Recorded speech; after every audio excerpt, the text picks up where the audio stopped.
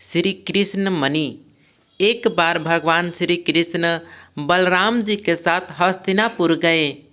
उनके हस्तिनापुर चले जाने के बाद अक्रूर और कृतवर्मा ने शतधन्वा को स्यंतक मणि छीनने के लिए उकसाया। शतधन्वा बड़े दुष्ट और पापी स्वभाव का मनुष्य था।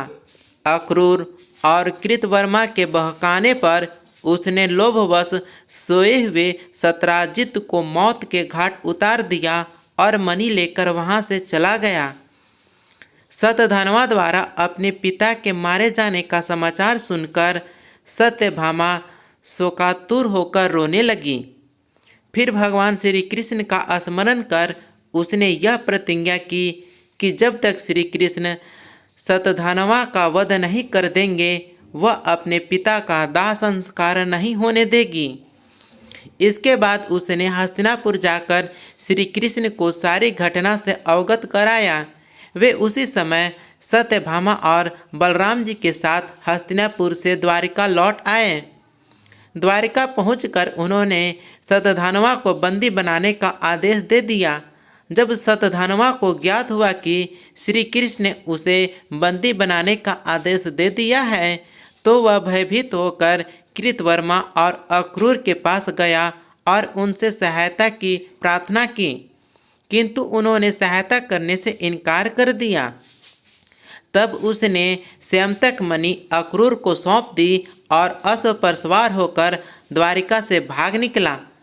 श्री कृष्ण और बलराम को उसके भागने की सूचना मिल चुकी थी, अतः उसका वध करने के लिए वे रथ पर सवार होकर उसका पीछा करने लगे।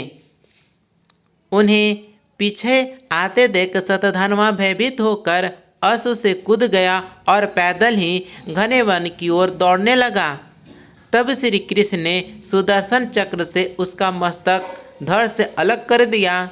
इस प्रकार दुष्ट शतधन्वा का वध कर उन्होंने सत्यभामा की प्रतिज्ञा पूर्ण की।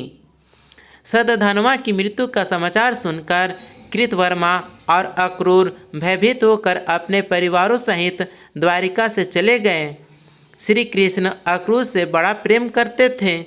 जब उन्हें अक्रूर के द्वारिका से जाने का समाचार मिला तो वे अत्यंत दुखी हो गए। उन्होंने उसी क्षण सैनिकों को आज्ञा दी कि अक्रूर जी को ससम्मान द्वारिका वापस ले आए। शीघ्र ही अक्रूर को ससम्मान द्वारिका लाया गया। उनका अतिथि सत्कार करने के बाद श्री कृष्ण प्रेम भरे स्वर में बोले, चाचा श्री, मैं पहले से ही जानता था कि शतधन्वा स्यंतक मणि आपके पास छोड़ गया है, किंतु हमें उसकी आवश्यकता नहीं है।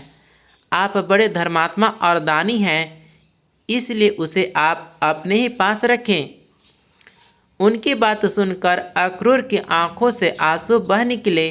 वे अपने अपराध की क्षमा मांगते हुए बोले, दया निधान, आप परम दयालु और भक्तवत्सल हैं। मैं आपकी शरण में हूँ, आप मेरे अपराध को क्षमा करें। यह कहकर उन्होंने मणि उन्हें सौंप दी।